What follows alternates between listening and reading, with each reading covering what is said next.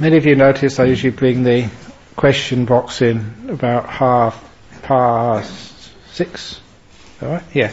So if those of you who don't make the question box, you can always come up here and just put it in the basket before I start the chanting.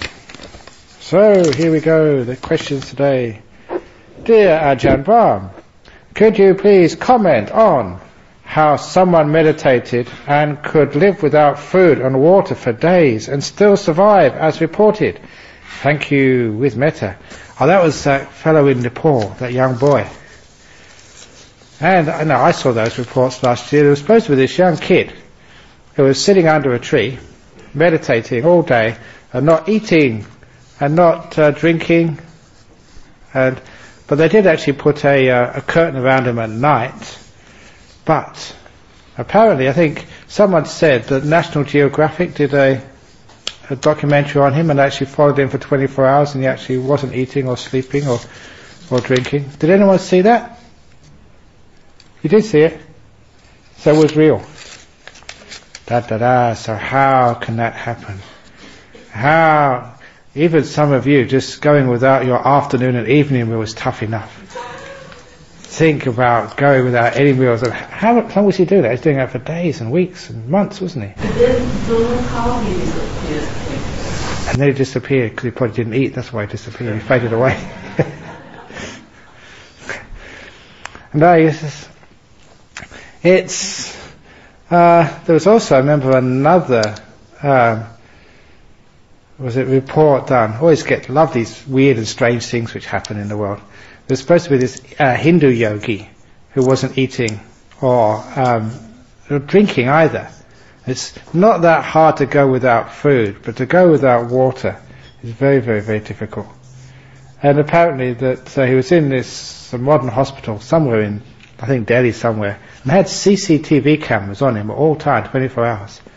And he wasn't sneaking anything in. And he was actually somehow manufacturing water in his mouth. So he'd always have a wet mouth. That was another really weird thing. Which just goes to show you, just actually the mind is much more powerful than the body. And can do things which scientists get bamboozled about. And they don't know what's going on. And I'm sure you've always had, each one of you have had some weird thing which has happened in your life, which is completely unexplainable. And this is what happens sometimes, because the mind is very, very, very strong and powerful. And the more you get into deep meditation, the more you can do weird and strange things. So those of you who are having good meditations, tonight sit under that tree and don't eat for the rest of the retreat. And then, at the very least, you'll get National Geographic coming to do a documentary on you. And wouldn't that be neat? Okay. The other thing is that poor boy, I think the reason why he did have to disappear was because, when you do strange things like that, people always think you're very weird and they give you lots of attention. You become very famous for the wrong reasons, and it means that you get no peace and quiet at all. You're a weird guy. Which is why that the Buddha said very clearly that if anyone develops any of those psychic powers, just keep them quiet, don't show them off. Because if you did, they wouldn't be coming to see you to listen to Dhamma or answer their questions. They'll just be coming to see you because you're a freak, like someone in a circus. And I still remember when I first came to Perth, and I was number 2 monk, and Ajahn Brahm, many of you remember him, he was a senior monk, and this little kid came one day to our centre in North Perth and said, "How much?" And Ajahn Brahm replied, "What do you mean, how much? How many centimetres?" "What do you mean, how many centimetres? What are you talking about?" He said, "How high can you levitate?" said the kid. "Come on, show me." And that's all the kid actually came for, to see a monk levitate and find out exactly how much he could do.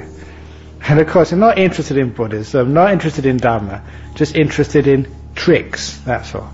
So because of that, the Buddha said, no, even if you can do those tricks, keep them quiet and don't show off, because otherwise you become a celebrity for the wrong reasons. Which is why the good monks will never let on. The ones which have, there's only a few people who have got these psychic powers, but good monks never let on. But we can let on about other monks. And I don't know the last time I told you that story of, I was telling that story, what was I telling? I think in Hong Kong, because many of the people who met me in Hong Kong, I just went there a couple of weeks ago to give some talks. I was really surprised that the people who met me at the airport inside the terminal, they were the Cathay Pacific crew members who were Thais. I was really surprised at this, and I thought most people who work for like the airline of Hong Kong would be like Chinese Hong Kong people. But no, apparently that airline, they recruited a lot of Thai girls about 20 years ago, and they're still recruiting them to work as flight attendants. So a lot of these were meeting me, and I actually gave a talk to them in Cathay Pacific, and it was supposed to be for all crew members, but it was actually just basically the Thais came there. A lot of them were there. And because they were Cathay Pacific crew, I told them about Ajahn Brahm. And some of you know his story.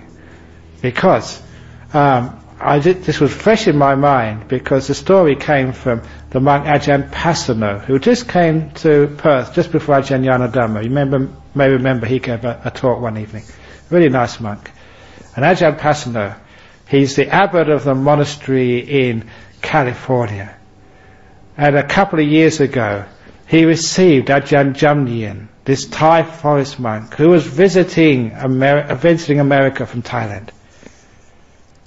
And when he met him, I think Ajahn Brahm, I think his bag, like what we call it, the yarn, the monk's bag, the zip was caught or something, and so he's having trouble with that. And this Ajahn Brahm had just come off the plane and said, I can fix that. And so he opened up his robe, and in his underrobe, there's his vest, had all these pockets in his vest. And in those pockets, he saw about 4 or 5 knives. I asked him a couple of weeks ago, how long were those knives? Those small knives? I know, they're big ones. Big sharp knives, pliers, screwdrivers, so he could actually fix up sort of the zip on this monk's bag. And Ajahn Brahm, you just been inside the plane with that stuff on. And this is United States, the sort of the terror fear capital of the world. How do you do that? You can't do that. You can't take knives that long, not just one, about 4 or 5 of them, and screwdrivers, and goodness knows what else, in the cabin of a plane. So what happens? Don't you go through the security screen? He said, oh yeah, of course, every time I go through the security. Doesn't it go beep? He said, no, I just meditate as I'm going through. And he stops it going off. Now that's a true story. He does that. Good. I just checked it out with Ajahn Brahm a couple of weeks ago. Yeah, it's true, he does that. So don't have to worry when you're flying. Sort of Muslim terrorists can't do that. Only nice Buddhist, soft, pacifist monks. We're the only ones who can do that, that sort of stuff. It's true, he does that. But the best story of him was that when he sort of, looked at his passport, this Thai monk, he's a forest monk, like Thai forest monk, they're simple guys. When he looked at his passport, he had this really strange visa. It was a diplomatic visa for life. And he couldn't help but ask, well, what is a Thai monk? A forest monk, not someone, who's in Bangkok and just hobnobs with all the big shots. What is this ordinary Thai monk doing with a visa to enter the United States, diplomatic visa, for the rest of his life? How did he get that? And so the monk told the story. Apparently there was a Thai engineer who was working in NASA, the National Aeronautical and Space Agency in Houston, Texas. And what was happening was that NASA was installing a new mainframe computer. The stuff which did all the calculations.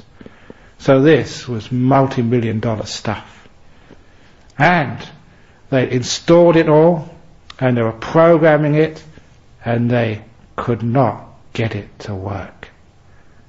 And every day it was not working. It was costing the agency, I don't know how many millions of dollars. So, and it doesn't matter what expense, they got all the experts from around the best universities in the US to try and fix it up. But could they fix it up? No one could fix it. And there was this Thai engineer suggested, well, if these people can't fix it up, and these are the best in the world, perhaps it must be something supernatural. And he said, I know a monk. He just happens to be in Houston at this time. He might fix it up. And that was Ajahn Brahm. So they invited him up into the headquarters of NASA, into the mainframe computer room. And there he sat in meditation and did a little bit of chanting. And as soon as he was finished, the computer worked perfectly. And out of gratitude for saving them millions of dollars and a lot of headaches. Goodness, it's NASA, it's an important, prestigious organization in the United States. So they used their contacts, and out of thanks, they gave this monk a special diplomatic visa for the rest of his life to come and go. Whenever their computer was down, he could come. He could come at any time. Now that's a psychic power which I think each one of you could use, wasn't it? Your computers are down, just zap. So some psychic powers are helpful. So, but you always talk about other monks, you never talk about your own, which is important. You keep them hidden, because sometimes that monk, he's old now, and sort of, so, he's getting towards the end of his life. But it's amazing, this monk can do such things. Which just shows just what the mind can actually do. We just go through sort of these airport terminals, just with all these knives. Not just one, but 4 or 5. It's crazy. Anyway, that's a nice story. Any comments on that? I hope monks are not suspect now, because one has gone through. Well, that's why so I'm very careful. I never told this in Singapore, because many people work for Singapore Airlines. And that every monk, they just won't get him through the screen, they give him strip search probably after that. But the point is that it's almost a fail-safe mechanism, because according to Buddhist understanding, that those psychic powers disappear if you start to break your precepts. And they're sort of founded on virtue. You've got to have a very, very pure mind to do things like that. So that, if you've got like bad thoughts of wanting to sort of ransom somebody or kill somebody or blow up an airline, you'd lose all those powers straight away. So there is like a safety mechanism there. So if anyone can get through that security with a knife, they're not going to do any problem. Anyway, Ajahn, this is not a question. Just... okay. Well, anyway. It's not a question, just a gentle reminder with kindness. That person who wrote the silly question, can they please try to behave from now on? I think that must be about the sexual question. Sexual question last night. Actually, did you throw that piece of paper away? I was going to sort of check okay. Anyway, but sometimes it's good to have a bit of fun and games. So don't make it too serious. Because, if, I know time is precious, and this is serious business becoming aligned, because if you get a too serious mind, your mind becomes like hard. And when you become a bit soft, it becomes like this beautiful clay. If it's too silly, then the clay becomes like watery gunk, and you can't make anything out of it. But if it's just nice, and usually for most people who come on retreats like this, they're usually a bit too hard. That's why I like to soften them up with a few funny stories. Dear Ajahn Brahm, when you go on watching your breath, if nothing happens and it becomes boring and makes you sleepy, is there any alternative, such as controlling the breath? You can even make the breathing so slow and even appear to go away. I know they will not help you to get a nimitta, but it won't make you go to sleep. Don't be afraid of going to sleep in meditation. Because sometimes we disturb the whole process and try to control it. And so this is a radical sorts of teachings, because I don't know any other monk will tell you this. Most monks will tell you, fight the sleep, get rid of it, do something. There was this famous monk in Laos who this was before the Laos fell to the communists, and he was a very famous meditation teacher, and what he did was he would take his young disciple monks on this walk through the jungle all day. Now, you get tired enough walking, but jungles are just, the air is just so thick and it's hot and sweaty. You really tire out very quickly in jungle. And these were just local boys. So they were still tired. When they got to late afternoon, the abbot would always arrange to come to this clearing with these huge tall trees. And the trees would have platforms high on the branches.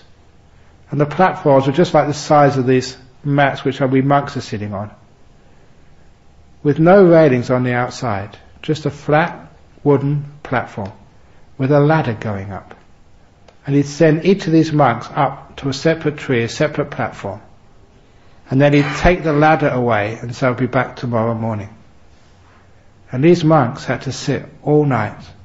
They couldn't lay down, they couldn't stretch their legs. And there was just a little platform about this size. Now, I don't know how many, 50, 100 feet above the ground. And they knew that if they started nodding, if they got too sleepy and fell, that would be it, they would die. And he said many monks got great meditation that night. But he didn't tell anything about the other monks who didn't get good meditation. So that, you always hear about the monks who survived such things. But I'm sure there's many monks who didn't survive and fell off. And you don't hear about those. That's going too far. That's going too forceful. Sure, for sometimes out of fear you stay awake. But you're not really learning about the nature of the mind and how it works. So if your breath is getting very still and boring, just stay with that. Don't disturb this whole process. Because what's happening, and somebody asked me this question in an interview, is that because you are not doing things, you're not controlling, you're making a lot of stillness, sure, at first the mindfulness is not strong enough, and what it sees it thinks is boring, there's nothing much to engage there, and sometimes because of boredom you do get into dullness. Don't worry about that. Keep still. Don't waste the energy, don't control and get upset or criticize yourself or have a fault-finding mind, I shouldn't be sleepy. Stay there, because the mindfulness starts to build up after a while, naturally. The mindfulness, the power of mindfulness comes from stillness, from not doing anything, but leaving things alone, being peaceful. So if you fight the sleepiness, you're actually hindering the whole process of empowering mindfulness. If you just make peace with it, be still with it, this is good enough, I'm happy to be here, then you find naturally the sleepiness and dullness starts to disappear. The mindfulness increases, and what you see never is boring. Because you have strong mindfulness, whatever you see, even this carpet here, is incredibly beautiful. There's so much going on there. With dull mindfulness, it's a boring, dirty old carpet. They had this here last year and the year before. It's about time they changed this dirty old threadbare carpet. Look, you can see in some places they've got this carpet in the centre over here to hide all of the places worn out. But when you get strong mindfulness, the simple things become very, very beautiful. And the beautiful things become incredible. Just because mindfulness gets strong. So if you are dull, if you are sleepy, just wait. It's just part of the whole process. Don't fight it. Don't get upset about it. Keep making peace with every moment. Door of my heart's open to this dullness. And if you keep still like that, eventually, mindfulness will build its strength naturally, and boredom just doesn't exist for you, whatever's happening. And sloth and torpor, sleepiness, you've just gone beyond that, because the mindfulness has been empowered. So this is part of the course. But don't think it's something wrong or something bad. It's just part of meditating. Keep making peace with it, be still with it, accept it, be kind to it, be gentle, and you'll find the mindfulness increases naturally. It's not that the breath is boring. It's not that you are sloth and torpor. It's just part of the path. So allow it to be. I do one of the traditional ways of explaining to people, I remember some elements not giving themselves things like meditation on death or something like that, which really wakes you up real quick. It can do. Yeah. Go there, don't you? If you really want to get into some really nice meditation and stop wasting time, don't do anything. That's the old Rolls Royce meditation again. Make peace with it. And then so the mindfulness builds up and just the breath isn't boring. This is one of the important things of this retreat. Because if you follow those instructions, what happens is the mind of mindfulness starts to really build up and you become very alert and very awake. Everything becomes so easy. You can watch the breath easily. One of the reasons why people find it hard to watch the breath go in and go out is there's nothing wrong with their breath or their skill. It's just their mindfulness is not strong enough yet. They're dull.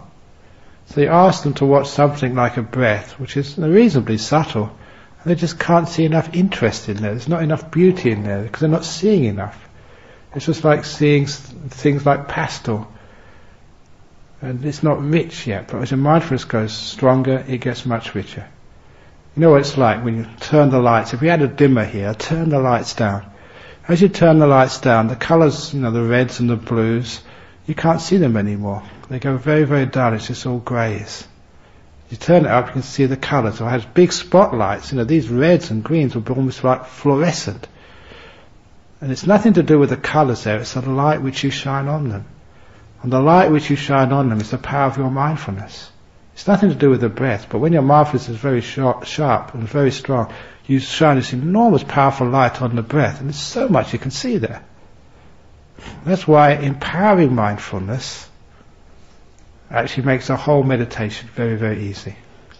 And it's why that the first couple of days I asked you to sleep, to rest, because the weakness in the body was draining your mindfulness. When the body feels at ease, your mindfulness goes up a level. The next thing to do is actually just to rest the mind, because your brain has been overworking as well. Rest the mind and the brain gets its energy levels up. And then you're bright and you're bouncy. That means the energy is up. And mindfulness, you can watch the breath, you can watch anything. You can just spend an hour watching a blade of grass. But when you came here, you could never do that. It was just boring. You die, you fall asleep, nothing going on. But when the mind wakes up, then you can really see. You're empowering mindfulness. So you see much more of what's going on. Which is what insight means.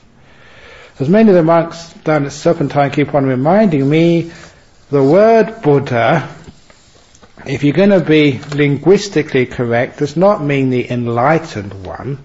It means the awakened one. From the word bujati, to wake up. And it has a much nicer meaning, a more full meaning. Because when you say like the awakened one, what do you mean I'm awake? No, I got up at 4 o'clock this morning, I'm awake. But you can see what it really means, it's really awake. And you find as mindfulness gets more and more powerful, it is like you're waking up. You can actually see things clearly, and you can feel things deeply, you can know things thoroughly. Which is why you need that strong mindfulness to gain insight. To know things thoroughly and deeply, you need strong mindfulness. And this is what you're doing here. By resting, the mindfulness gets stronger and stronger and stronger. That's why it gets a lot of fun as well, because the food tastes so delicious. And the apples taste sweeter as the days go on, because your mindfulness is getting better. And the trees and the plants and everything looks so delightful. Simply because you're becoming far more sensitive. The mind is waking up, the mindfulness is becoming empowered. And that's a great fun to see that happening. So, let's answer that question. Fall asleep? Go for it. That's counterintuitive, but that's how it works. Any comments about that one? Okay. Dear Ajahn, can you please explain what we achieve this birth in our meditation, i.e. nimitta, jhana states? Does it continue in consecutive births, or does one start all over again? Look at our present moment awareness. And even the retreat hasn't finished yet, you're already thinking of your next life. Gee, you really run ahead of yourself. But the answer is yeah, it usually does. You get like tendencies. Now what you did in this life, if you die, then those are the sort of tendencies you have in the next life. I forget who actually told me this, but I can't even remember sort of where it was. I travel around so much. But this lady told me that when she gave birth to her child, sort of, they were in I think a hospital or a bedroom or whatever, and the child was just playing on her tummy just after breastfeeding. And their child actually sat, crossed its legs in full lotus, put its hands on its lap, and started meditating. It really freaked her out, because the baby did it all by itself. Just a baby, just crawling around on the stomach, going goo goo gaga, whatever babies do. I'm a monk, so I don't know these things. And then it sort of sat, crossed its legs in lotus, and then hands on it, and it assumed a meditation posture. Gee, what's going on here? And so, she asked me what was going on. I said, it's obviously that was a meditator before. And, especially you've just been born and your previous life is not that far away, so very often you remember it. Babies can't speak and tell you, where they're from, what they've been doing. But, there was obviously a meditator from a previous life, just well fed and just nothing to do, so decided to meditate.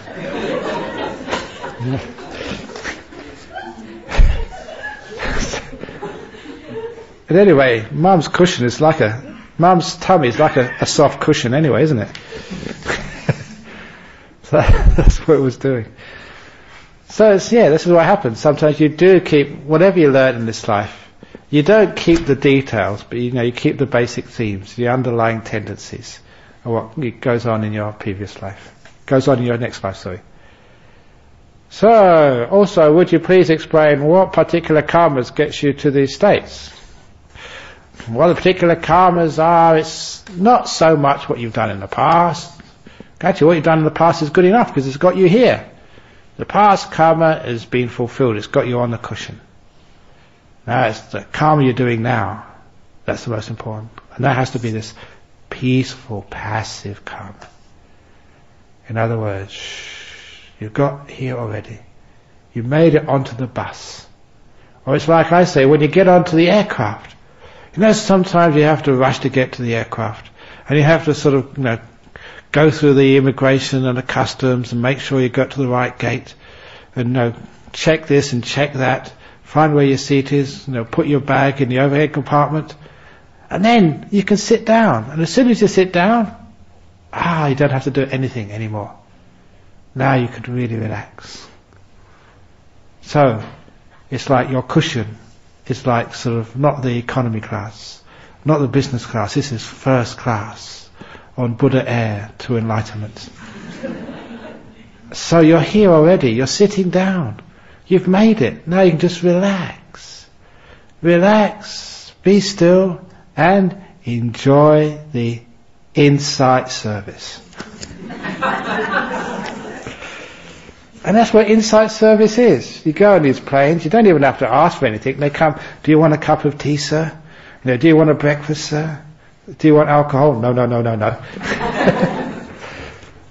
But they just come and bring you all these things, just like holding out your hand in the mango falls. That's what it's like on the airline. So you just sit down there and do nothing, and all these things come to you. And that's exactly what you do in meditation. Sit there and enjoy the insight service. And every now and again, this beautiful sort of meditation attendant comes to you. So, do you want nimitta, sir? You want jhana, madam? How about stream winning? Do you want stream winning? It's handed to you on a plate, as long as you're still. I find it difficult to meditate at home. Well, just don't go home, stay here.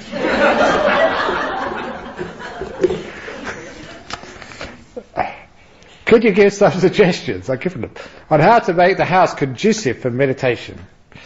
Okay, throw out your TV. That's a bit hard. Conducive to meditation. Find, if you've got a big house like people have in Australia, you can just find one room as your meditation room. Just going to Hong Kong, people live in such a small place, in apartments in Hong Kong. They really are cramped. And when you go to Hong Kong, you go to your house, and there's no such thing as a house in Perth. They're mansions compared to Hong Kong. Every house. You've got so much space. So use some of that space. You don't need like a family. People have family rooms, games rooms, TV rooms, all sorts of rooms. Let's have one room, a meditation room in your house. So if you've got a meditation room in your house, a place devoted to meditation, nothing else, it makes it much easier to meditate. Because it's the atmosphere builds up. That's why I meditate. It's the same that I say you can meditate in your room, but never meditate on your bed. Because you have what we call magnetic pillows. And they draw your head to them. Sometimes you can't stop it. It pulls it down. And the reason is psychologically the bed is where you go to sleep. And you sleep there so often. So that when you sit on it, the body and the mind say this is sleep time. So you're going to sleep there. Which is why it's nice to have a room especially for meditation. You meditate there again and again and again, and the psychology says this is where I meditate, so the mind is ready to meditate and knows what it's supposed to do. And that's why it's very easy to meditate there. And if you haven't got a room, have a cupboard. People have got cupboards with all sorts of junk inside. I said wombats and kangaroos and all this other stuff. Check it all out, and that's your meditation cupboard. If you haven't got a cupboard, just a corner of your bedroom. Clear out all the rest of the junk. Put a cushion down there, put a statue, some pictures, and make that your little shrine corner. And don't do anything else except meditate in that corner. And you'll find it builds up the energy. The couple who come here, I blessed their house years and years ago. That's actually Ben and Irene. Those of you know him. He was doing a lot of work on the gardens in Dhammaloka recently. But years and years ago, when they moved into a new house, I advised them to get a meditation room. They built a nice little meditation room. And they told me that their two kids, the kids are grown up now, boy and a girl, they had this big fight. Kids do have fights every now and again. And the little girl, was very badly not physically hurt, but emotionally hurt, was crying and sobbing. And where did she run to? Into the meditation room. So to sit down and be calm and quiet. And the parents told me that they never told her to go in the room. To her, that little girl, maybe 6 years of age, she understood that was a place of peace and calm. Because her mum and dad had always sat there meditating. And that was the place, the refuge she went to when she was really upset, having had a fight with her brother. I thought, what a great resource that is. Even kids understand that's the place to go and be peaceful. So, find a corner of your room. And that means that is your little meditation center. That's your temple. And every time you go, you can really relax. And the more times you meditate there, the easier it is to meditate. You build up an atmosphere there. Is that okay? Any questions on that? Okay. Dear Ajahn, does to rise with gusto mean the mental attitude of brightness and energy when waking up, or do you also mean jumping out of bed? Both. So, gusto means with energy and with life, with vim and vigour. So this is something you get in the habit of doing. When you get up, instead of just, what time is it?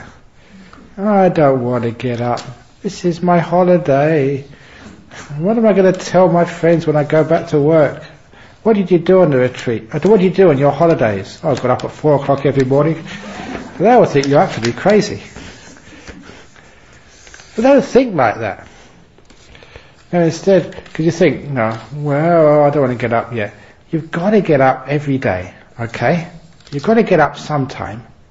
So get it over and done with as quick as possible. Get it out of the way. You know, like you try and get things out of the way. Getting up out of the way. And once that's out of the way, you've got the whole day to look forward to. So that's the best thing to do. You rise, get out as soon as you possibly can, without even thinking about it. And then once you're up with gusto, you feel so much better. But if you really drag yourself out of bed, you get that whole feeling of like dragging yourself to the meditation, dragging yourself to the toilet, and dragging yourself, to the meditation, and dragging yourself through the chanting. And just drag, and just life becomes just a drag. And you feel like that, you feel like one of these cockroaches stuck in treacle, putting yourself through up a hill. And this life is just so tough. So just change your attitude. You've got to do it, so put fun into it. Anyway, next question. Oh yes, that's part of the gusto, the same question. It means the mental attitude and brightness energy when waking up, but do also mean jumping out of bed. Reason being that I've read in the medical research, I'm in trouble now, that getting out of bed too quickly could induce stroke or heart attacks. Oh my goodness, have we got insurance on this retreat?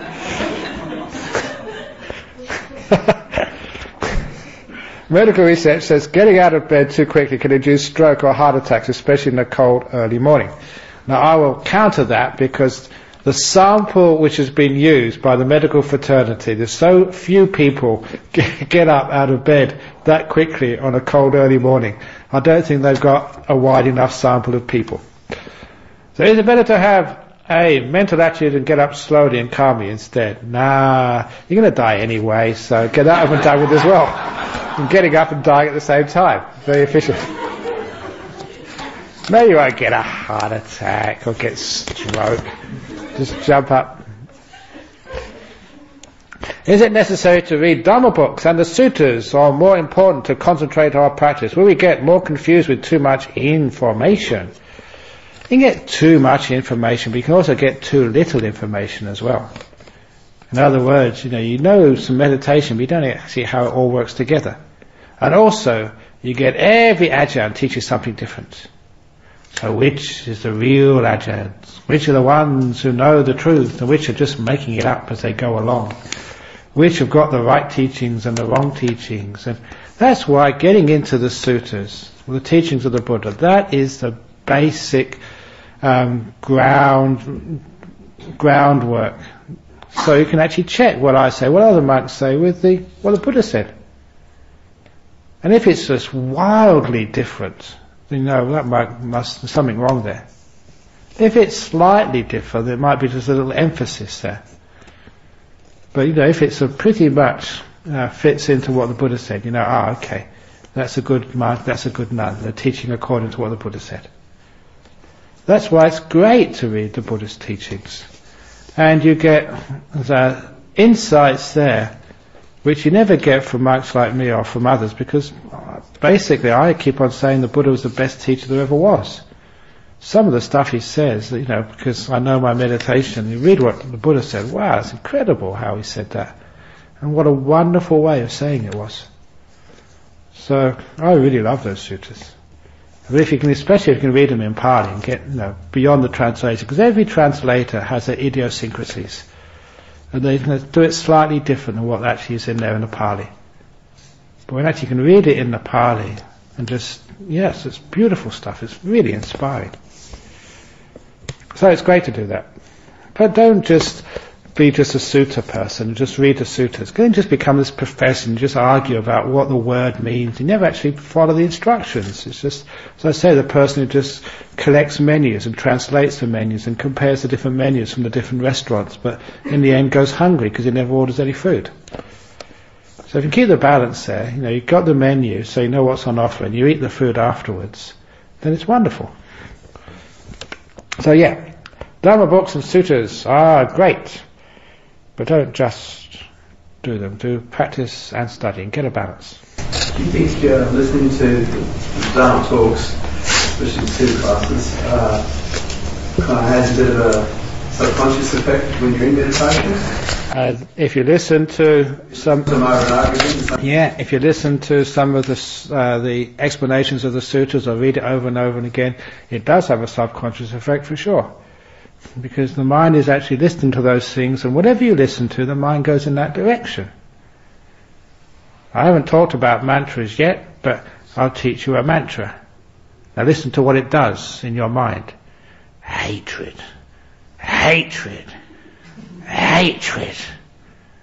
As soon as you say that word, the mind actually goes in that direction. You feel very uncomfortable. But if you say like peace, peace, peace, whatever you say, actually the mind goes a little bit towards that. Because all the words are signposts. When you have a signpost, you always look to where it's pointing. And this is why those words which the Buddha said are all signposts. You repeat them again and again, and you can't resist it. You look to where they're pointing, what that meaning is. And that's why it does encourage you to actually to go to that meaning, to go to that peace, that freedom, that truth. The more times you read it, the more times you hear it. Do you think it subconsciously inclines you towards right view, as in the first? Certainly. It's called, subconsciously, it's just called brainwashing. As I mentioned, I've been brainwashing you every morning, every evening. Actually, it's a very common brainwashing technique to actually early in the morning, just after some meditation, because that's when you're very susceptible to suggestions. And also, when you're brainwashing, you have to speak in a very low and monotonous voice to get under people's radar, so that no, that's some of the tricks of hypnosis. Yes. So what book would you recommend to read? Sutra book. Well, you got John had a very nice one from Bhikkhu Bodhi's. What's it called? The Numerical Sayings. Yeah, it's an anthology. So you can actually show her that afterwards. That's a nice one. Very, very short, but very pithy. Okay, the next question here is it possible for a man earning a living in business to meditate for 1 hour in a day and reach or go beyond nimitta? Sure it is. I'm earning a living in the monk business, and I meditate for more than 1 hour a day.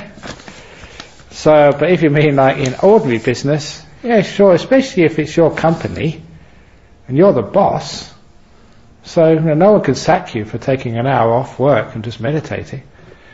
And even in other businesses, sometimes you're allowed sort of an hour for lunch. Who needs lunch? Just go into your nice room and meditate. Wow, no, the people, a long time ago people told me about this guy. He works in New York as a lawyer, a criminal lawyer, which is high stress. Because if you make a mistake, at least in those days, the fellow would go to the electric chair. You'd have to live with that. So it's very, very high stress, criminal law. And he would always get very, very stressed out. But he decided to meditate. And what he did, the only place he could find in his office to meditate was the cupboard.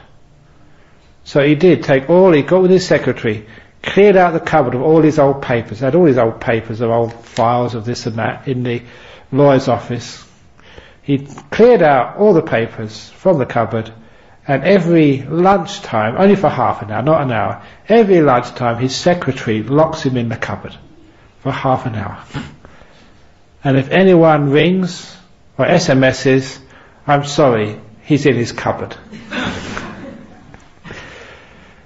And he does that because he knows he's relaxed, he does a much better job in the afternoon after his half an hour in the cupboard, and because he's locked in there, no one can get at him, and his secretary is more than happy to keep it very strictly, lock him up for half an hour every lunchtime, because he's a much nicer boss in the afternoon after he's been in his cupboard.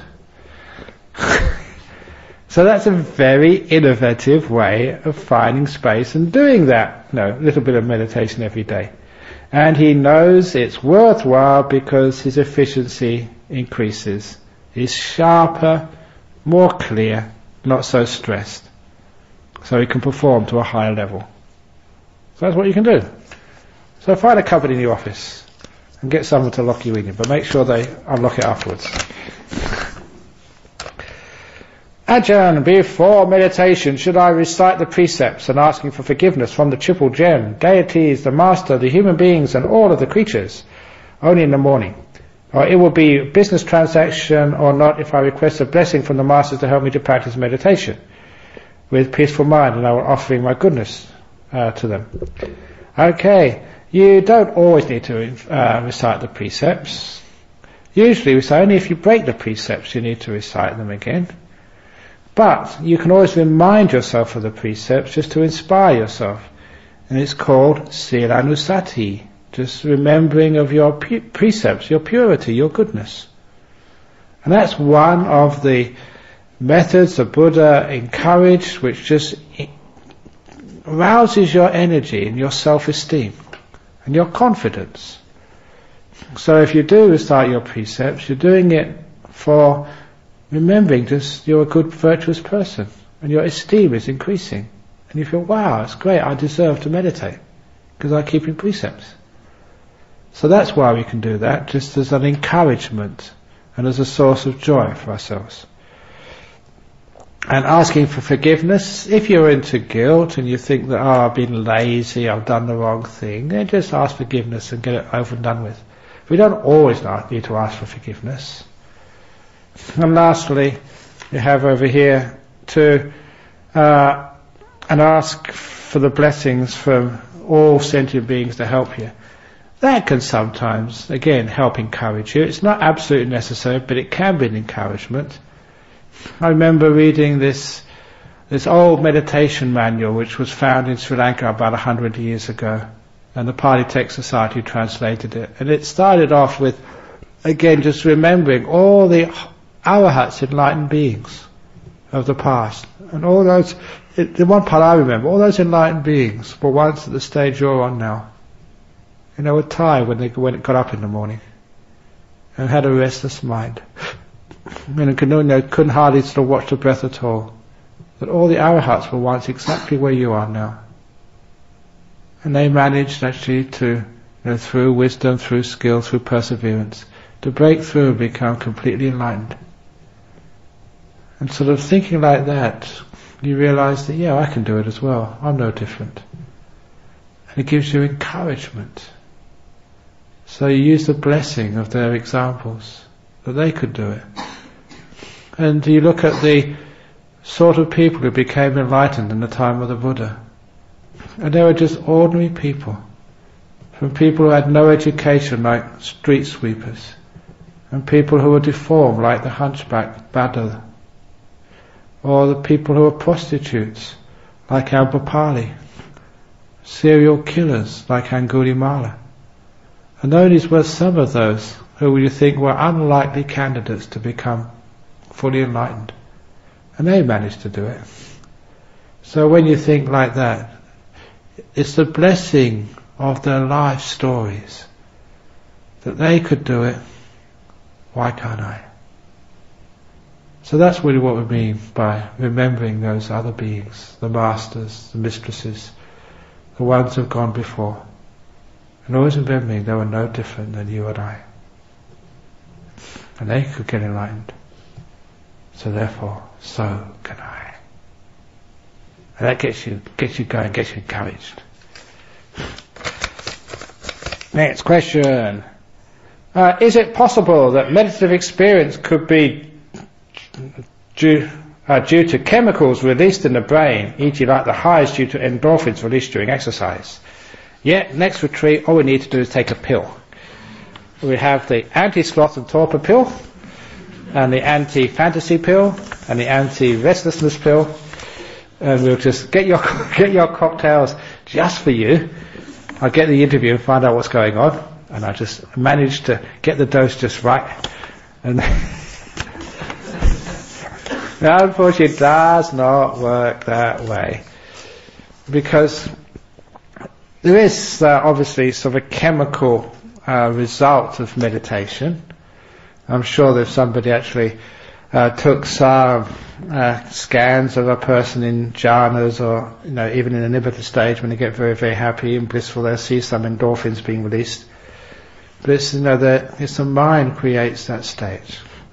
And I think if you use those chemicals, like most chemicals, after a while your tolerance builds up and the chemicals don't work anymore. But the mind states will always be working. Because this is part of the mind rather than part of the brain that we're working with. So there's a chemical part to it though, but the chemical part is secondary, not primary. No, it's not the last question. Before meditation, yes, I did that one. It is the last question. Last question, saving the best to the last. Dear teacher, politicking and Buddhism do not go hand in hand, isn't it? Well, sometimes I thought of starting a Buddhist political party in Australia. Because there's so many problems in this country, and that some of the people, some of these politicians, and some of the solutions they get are ridiculous. So in my Buddhist party, we're going to solve the drought in Australia. It's very easy to solve the drought.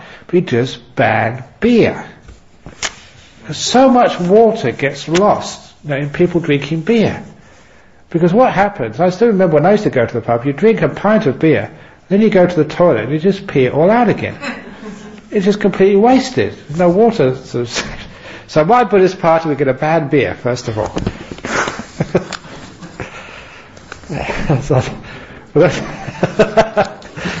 For those of you who know Australia, we'll get anywhere. But no, that's why politicking and Buddhism don't mix, at least me in politics. My two bosses have a misunderstanding and they now hate one another. Okay? They both now talk through me. Both of them think I am their best friend. So what you should do, you should tell the first boss, so that my second boss wants to give me a raise. And he says, how much? He said, so $10 an hour. And the other boss, he said, no, that's not good enough, $15 an hour. And then you tell the other boss, and then the other boss. If they only talk through you. Anyway, they both now talk through me. Both of them think I'm their best friend. I tried hard to patch them both up, but it was impossible. One is a staunch Christian, and one is a Muslim. And you're a Buddhist. Gee, that's some office. Bit away. Okay, they trust me as I am a Buddhist. Isn't that wonderful? So they all like you. One thinks I'm his best friend, and the one thinks so too. I really can't stand the both of them.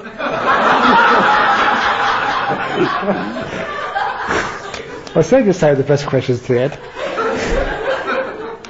I can't stand the both of them. They confide in me, etc. I'm worried that one day they will discover me to be a double agent, and that will be the end of me. They both like me so much now that I think I'm going to be promoted. There we go. I hate the situation I'm in now. Any advice? Easy. Convert them both to being Buddhists.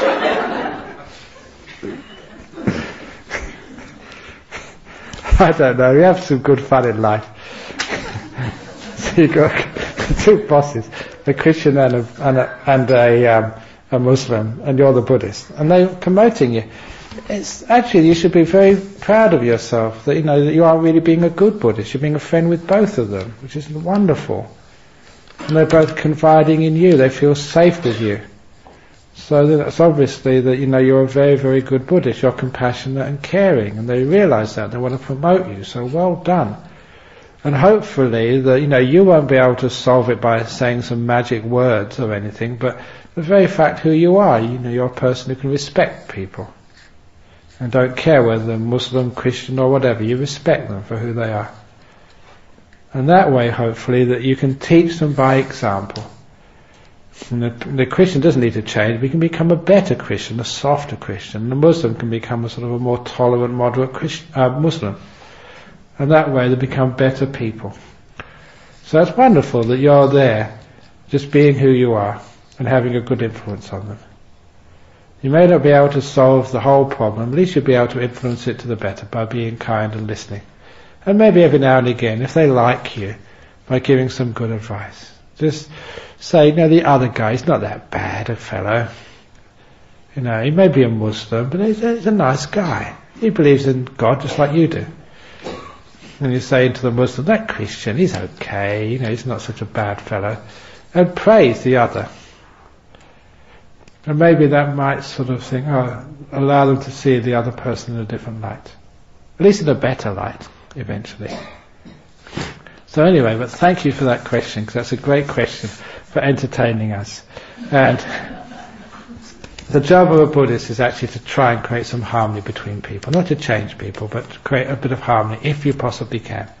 If you can't change the situation, just like the attitude towards restlessness and to the breath, just leave it alone and make peace with it and just be kind. Because you're doing your best. You're making good karma. Whatever they do, it's really up to them. So, whoever asked that question, obviously a very nice person, but both of them think you're their best friend. What a wonderful thing that is. Okay, so that ends the questions for tonight. So now is the time to meditate, either here on your cushion or chair, or flat out on your bed. And have a nice evening. And remember, tomorrow morning, just risk the heart attack and stroke. Rise with gusto and just see what happens. And if you do get that stroke, I better get out of the country. I'm going to England next week anyway, so I can actually escape the consequences. So I don't think you're going to get a stroke or anything. So anyway, so have a nice evening and see you tomorrow morning.